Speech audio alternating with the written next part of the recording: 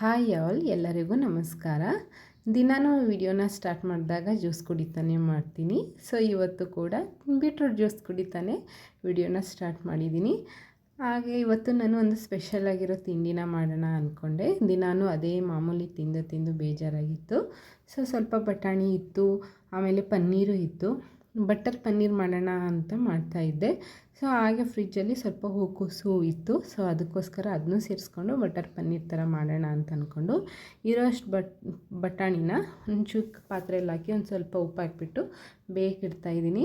ಇನ್ನು ಪನ್ನೀರ್ ಫ್ರೆಶ್ಶಾಗಿ ತೊಗೊಂಬಂದಿರೋದು, ಮನೇಲಿ ಮಾಡೋಕ್ಕೆ ಟೈಮ್ ಇರಲಿಲ್ಲ. ಅದಕ್ಕೋಸ್ಕರನೇ ಹೂಕೋಸನ್ನ ಫಸ್ಟು ಅದನ್ನೆಲ್ಲ ಬಿಡಿಸ್ಬಿಟ್ಟು ಚೆನ್ನಾಗಿ ಎಲ್ಲ ಕಟ್ ಮಾಡಿಕೊಂಡು ಸ್ವಲ್ಪ ನೀರಲ್ಲಿ, ಅಂದರೆ ಬೆಚ್ಚಗಿರೋ ನೀರಲ್ಲಿ ಸ್ವಲ್ಪ ಹೊತ್ತು ಹಾಕ್ತೀನಿ. ಯಾಕಂದರೆ ಹುಳಗಳು ಏನಾದರೂ ಇತ್ತು ಅಂದರೆ ಸ್ವಲ್ಪ ಕ್ಲೀನ್ ಆಗುತ್ತೆ ಅಂದ್ಬಿಟ್ಟು ಅದಕ್ಕೆ ಒಂದು ಸ್ವಲ್ಪ ಉಪ್ಪನ್ನು ಹಾಕಿ ಕುದಿಸಿದ್ದೀನಿ. ಅದಕ್ಕೋಸ್ಕರ ಚೆನ್ನಾಗಿ ಇದಾಗುತ್ತೆ, ಹುಳಗಳೇ ಬ್ಯಾಕ್ಟೀರಿಯಾ ಏನಾದರೂ ಇದ್ದರೆ ಆಚೆ ಬರುತ್ತೆ ಅಂದ್ಬಿಟ್ಟು ಹಾಕಿದ್ದೀನಿ.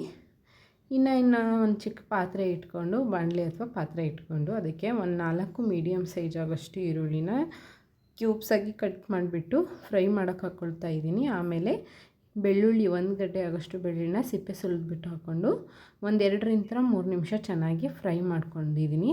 ಫ್ರೈ ಮಾಡ್ಕೊಂಡಾದಮೇಲೆ ಅರ್ಧ ಇಂಚಷ್ಟು ಚಕ್ಕೆ, 1-2-3 ಎಸಳಾಗೋಷ್ಟು ಲವಂಗನ ಹಾಕ್ಕೊಂಡು ಅದನ್ನೂ 2-3 ನಿಮಿಷ ಫ್ರೈ ಮಾಡ್ಕೊತೀನಿ.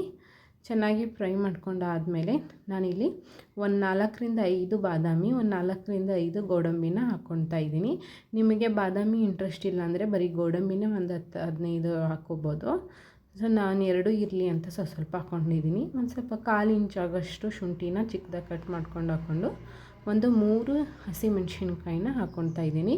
ಖಾರಕ್ಕೆ ನಿಮಗೆ ಎಷ್ಟು ಬೇಕೋ ನೋಡು ಅಷ್ಟು ಹಸಿಮೆಣ್ಸಿನ್ಕಾಯಿನ ಹಾಕ್ಕೊಳ್ಳಿ. ನನಗೆ ಖಾರ ಸ್ವಲ್ಪ ಮೈಲ್ಡಾಗಿದ್ದರೆ ಸಾಕು ಅಂತ ಅಂದ್ಬಿಟ್ಟು ಒಂದು 3 ಹಾಕ್ಕೊಂಡಿದ್ದೀನಿ. ಆಮೇಲೆ ಒಂದು 2-3 ಟೊಮೊಟೊ ಹಣ್ಣನ್ನು ಮೀಡಿಯಮ್ ಸೈಜ್ ಆಗೋಷ್ಟು ಕಟ್ ಮಾಡಿ ಹಾಕ್ಕೊಂಡಿದ್ದೀನಿ. 1 ಟೀ ಸ್ಪೂನ್ ಆಗೋಷ್ಟು ಗಸಗಸೆನ ಹಾಕ್ಕೊಂಡು ಚೆನ್ನಾಗಿ ಫ್ರೈ ಮಾಡ್ತಾಯಿದ್ದೀನಿ. ಇದು ಫ್ರೈ ಆಗುವಾಗಲೇ 1 ಟೀ ಸ್ಪೂನ್ ಆಗೋಷ್ಟು ಉಪ್ಪನ್ನು ಹಾಕಿ ಟೊಮೊಟೊ ಸಾಫ್ಟ್ ಆಗೋವರೆಗೂ ಚೆನ್ನಾಗಿ ಫ್ರೈ ಮಾಡ್ತಾಯಿದ್ದೀನಿ. ನೋಡ್ತಾ ಇರ್ಬೋದು, ಈಗ ಟೊಮೊಟೊ ಎಲ್ಲ ಚೆನ್ನಾಗಿ ನೋಡ್ತಾ ಇರ್ಬೋದು ನೀವು, ಚೆನ್ನಾಗಿ ಸಾಫ್ಟಾಗಿ ಫ್ರೈ ಆಗಿದೆ. ಈಗ ಇದನ್ನು ಸ್ವಲ್ಪ ತಣ್ಣಗೆ ಹಾಕ್ಬಿಡ್ತೀನಿ. ಸೊ ಇದು ತಣ್ಣಗೆ ಆಗಲ್ಲವರೆಗೂ ನಾನು ಪನ್ನೀರನ್ನು ಸ್ವಲ್ಪ ಫ್ರೈ ಮಾಡ್ಕೊಂಡು ಬಿಡ್ತೀನಿ. ಕಟ್ ಮಾಡಿಕೊಂಡು ಫ್ರೈ ಮಾಡ್ಕೊತೀನಿ. ನಾನಿಲ್ಲಿ ನಂದಿನಿ ಪನ್ನೀರನ್ನ ಯೂಸ್ ಮಾಡ್ತಾ ಇರೋದು. ನಿಮ್ಗೆ ಯಾವ್ದು ಮನೆಯಲ್ಲೇ ಮಾಡಿದಿದ್ರೆ ಮನೆಯಲ್ಲೇ ತೊಗೊಳ್ಳಿ, ಅಥವಾ ಹೊರಗಡೆ ನಿಮ್ಗೆ ಯಾವ ಬ್ರ್ಯಾಂಡ್ ಸಿಗುತ್ತೋ ಅದನ್ನೇ ಯೂಸ್ ಮಾಡ್ಕೊಳ್ಳಿ. ಇದನ್ನೇ ತೊಗೊಳ್ಳಿ ಅಂತ ನಾನು ಹೇಳೋದಿಲ್ಲ. ನಾನು ಒಂದು ಸ್ವಲ್ಪ ಅದನ್ನ ಪಾಪಗೆ ತಿನ್ಸೋಣ ಅಂತ ಅಂದ್ಬಿಟ್ಟು ಎತ್ತಿಕ್ತಾ ಇದ್ದೀನಿ. ಇಷ್ಟರಲ್ಲಿ ನಾನು ಚಿಕ್ಕದಾಗಿ ಕಟ್ ಮಾಡ್ಕೊತೀನಿ. ನಂಗೆ ದೊಡ್ಡದು ಅಷ್ಟೊಂದು ಇಷ್ಟ ಆಗೋದಿಲ್ಲ. ಒಂಚೂರು ಚಿಕ್ಕದಾದರೆ ಚೆನ್ನಾಗಿ ಬೇಗನೂ ಬೇಯುತ್ತೆ. ಆಮೇಲೆ ಬಾಯಿಗೆ ಒಂದೊಂದು ತುತ್ತಿಗೆ ಒಂದೊಂದು ತಿಂದರೆ ಚೆನ್ನಾಗಿರುತ್ತೆ. ದೊಡ್ಡ ಕ್ಯೂಬ್ಸಾಗಿ ಕಟ್ ಮಾಡಾಕಿ ಅದನ್ನ ಮುರ್ಕೊಂಡು ತಿನ್ನಬೇಕು ಅಂದರೆ ಇಷ್ಟ ಆಗೋದಿಲ್ಲ. ಅದಕ್ಕೋಸ್ಕರ ಚಿಕ್ಕದಾಗಿ ನೋಡೋಕ್ಕೂ ಚೆನ್ನಾಗಿರುತ್ತೆ ಅಂದ್ಬಿಟ್ಟು ಕಟ್ ಮಾಡ್ಕೊಂಡು ಹಾಕ್ಕೊಂಡು ಈಗ ಒಂದು ಪಾತ್ರೆಗೆ, ಅಂದರೆ ಒಂದು ಬಾಣಲಿಗೆ 1 ಟೀ ಸ್ಪೂನ್ ಆಗೋಷ್ಟು ತುಪ್ಪನ ಹಾಕ್ಕೊಂಡು ಪನ್ನೀರನ್ನ ಹಾಕ್ಕೊಂಡು ಒಂದು ಚೂರೇ ಉಪ್ಪು, ಅಂದರೆ 1 ಟೀ ಸ್ಪೂನಲ್ಲಿ 1/4 ಟೀ ಸ್ಪೂನ್ ಆಗೋಷ್ಟು ಉಪ್ಪು, 1/4 ಟೀ ಸ್ಪೂನ್ ಆಗೋಷ್ಟು ಚಿಲ್ಲಿ ಪೌಡರು, 1/4 ಟೀ ಸ್ಪೂನ್ ಆಗೋಷ್ಟು ಅರಿಶಿನ ಪುಡಿ ಹಾಕ್ಕೊಂಡು ಒಂದು 2-3 ನಿಮಿಷ ಫ್ರೈ ಮಾಡ್ಕೊತಾ ಇದ್ದೀನಿ. ಇದನ್ನು ಚೆನ್ನಾಗಿ ಫ್ರೈ ಮಾಡಿಕೊಂಡ್ರೆ ಈ ತಿನ್ನುವಾಗ ಚೆನ್ನಾಗಿ ಟೇಸ್ಟು ಒಂಥರ ಡಿಫ್ರೆಂಟಾಗಿ, ಆಮೇಲೆ ಬಾಯಿಗೆ ಮೈಲ್ಡಾಗಿ ಚೆನ್ನಾಗಿ ಟೇಸ್ಟಾಗಿ ಸಿಗುತ್ತೆ. ಸೊ ಈಗ ಪನ್ನೀರನ್ನ ಫ್ರೈ ಮಾಡ್ಕೊಂಡ ತಕ್ಷಣ ಮಸಾಲೆ ಏನು ನಾವು ಫ್ರೈ ಮಾಡ್ಕೊಂಡು ಇಟ್ಕೊಂಡಿದ್ವಲ್ಲ, ಈರುಳ್ಳಿ ಟೊಮೊಟೊ ಅದೆಲ್ಲನೂ, ಅದು ತಣ್ಣಗಾಗಿತ್ತು. ಅದನ್ನು ಚೆನ್ನಾಗಿ ಗ್ರೈಂಡ್ ಪೇಸ್ಟ್ ಮಾಡಿಕೊಂಡೆ. ಈಗ ಅದನ್ನ ಪೇಸ್ಟ್ ಮಾಡ್ಕೊಂಡಾದ್ಮೇಲೆ ಒಂದು ಬಾಣಲಿನ ಇಟ್ಕೊಂಡು 2 ಟೀ ಸ್ಪೂನ್ ಆಗೋಷ್ಟು ತುಪ್ಪನ ಹಾಕ್ಕೊಂಡು ಇದಕ್ಕೆ 1-2 ಪಲಾವ್ ಎಲೆ, 1 ಟೀ ಸ್ಪೂನ್ ಆಗೋಷ್ಟು ಜೀರಿಗೆನ ಹಾಕ್ಕೊಂಡು ಒಂದು 2-3 ನಿಮಿಷ ಚೆನ್ನಾಗಿ ಫ್ರೈ ಮಾಡಿಕೊಂಡು, ನೋಡ್ತಾ ಇರ್ಬೋದು, ಚೆನ್ನಾಗಿ ಫ್ರೈ ಮಾಡ್ಕೊಬೇಕು.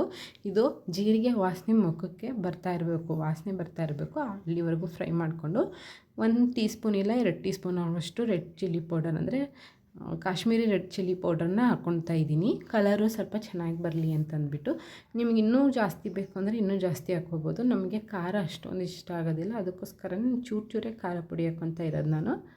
ಹಾಕ್ಕೊಂಡು ಈಗ ಮಸಾಲೆನೇನು ರುಬ್ಬಿಟ್ಕೊಂಡಿರ್ತೇವಲ್ಲ ಅದನ್ನು ಸೇರಿಸ್ಕೊಂಡು ಅದಕ್ಕೆ ಸ್ವಲ್ಪ ನೀರು ಹಾಕ್ಕೊಂಡು ಚೆನ್ನಾಗಿ ಫ್ರೈ ಮಾಡ್ತಾಯಿದ್ದೀನಿ. ಒಂದು 2-3 ನಿಮಿಷ ಫ್ರೈ ಮಾಡಿದ ತಕ್ಷಣ ನಾನೇನು ಮಾಡ್ತೀನಿ, ಬಟಾಣಿ ಏನು ನಾನು ಬೇಯಿಸಿಟ್ಟಿದ್ನಲ್ವ ಅದನ್ನು ಆ್ಯಡ್ ಮಾಡ್ಕೊತೀನಿ. ಹಾಗೆ ಹೂಕೋಸನ್ನು ಹಾಕ್ಕೊತಾ ಇದ್ದೀನಿ.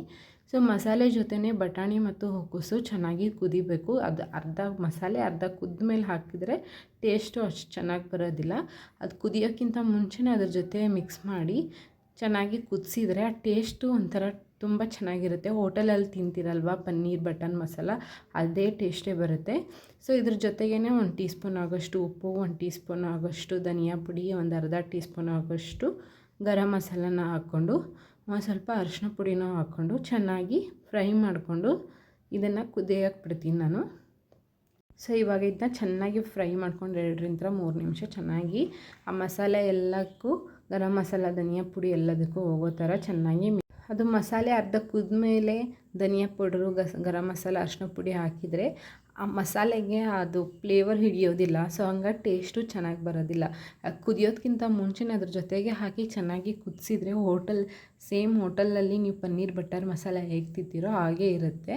ಸೊ ಅದೆಲ್ಲ ಚೆನ್ನಾಗಿ ಕುದ್ದಾದಮೇಲೆ ಈಗ ನಾನು ಪನ್ನೀರನ್ನ ಏನು ಬಿಸಿ ಮಾಡಿಟ್ಕೊಂಡಿದ್ನಲ್ಲ ಫ್ರೈ ಮಾಡಿಕೊಂಡು ಅದನ್ನು ಈಗ ಆ್ಯಡ್ ಮಾಡಿಕೊಂಡು ಇದನ್ನೇನು ಜಾಸ್ತಿ ಬೇಯಿಸೋದೇನು ಬೇಡ, 1-2 ನಿಮಿಷ ಅಥವಾ 1 ನಿಮಿಷ ಅಷ್ಟೇ ಚೆನ್ನಾಗಿ ಕಲಿಸ್ಬಿಟ್ಟು ಬೇಯಿಸಿದರೆ ಸಾಕು. ಅದೇನು 1-2 ನಿಮಿಷದಲ್ಲೇ ಬೆಂದ್ಕೊಂಡು ಬಿಡುತ್ತೆ.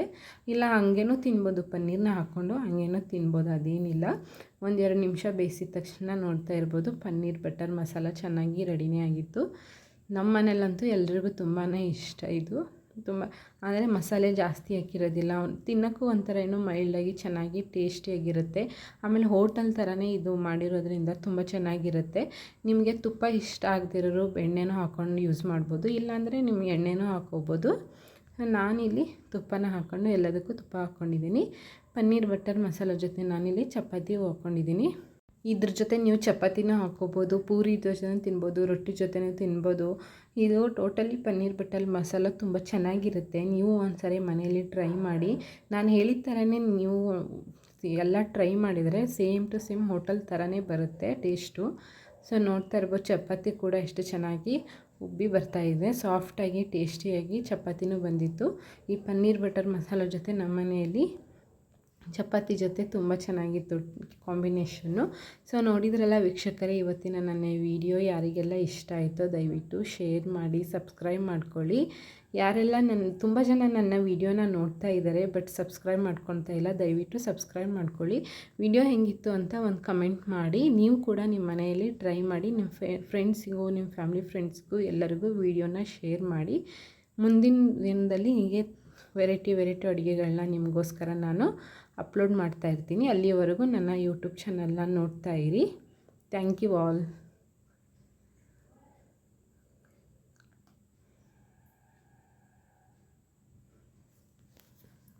ವಾವ್!